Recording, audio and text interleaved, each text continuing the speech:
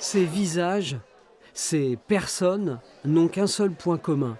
Être locataire d'un logement très social parce que leur parcours est très précaire.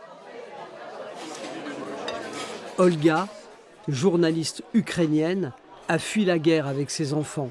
Elle a dû tout laisser derrière elle. Sur sa nouvelle maison, elle écrit. Cet appartement est devenu un endroit où nous pouvons enfin respirer. Ici, mes enfants ont retrouvé leur petit coin à eux et ont pu inviter leurs nouveaux amis pour la première fois. Pour moi, c'est le début d'une nouvelle vie et le retour de l'espoir.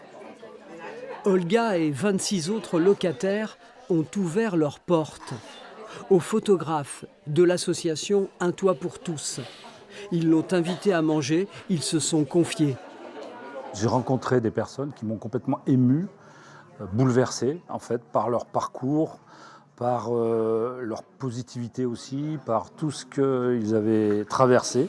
Là aussi, je me suis rendu compte qu'on avait une diversité des parcours, une diversité des profils qui était incroyable. Finalement, j'allais dire, ça peut presque arriver à tout un chacun. Un accident de la vie, un divorce, une perte d'emploi, et d'un seul coup, on se retrouve sans rien, démuni. Le photographe a toujours eu les moyens de se loger décemment.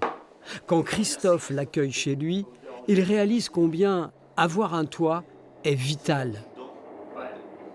C'est peut-être le principe fondamental, le principe de base qui est la sécurité, d'être dans un endroit où on peut se retrouver et commencer à...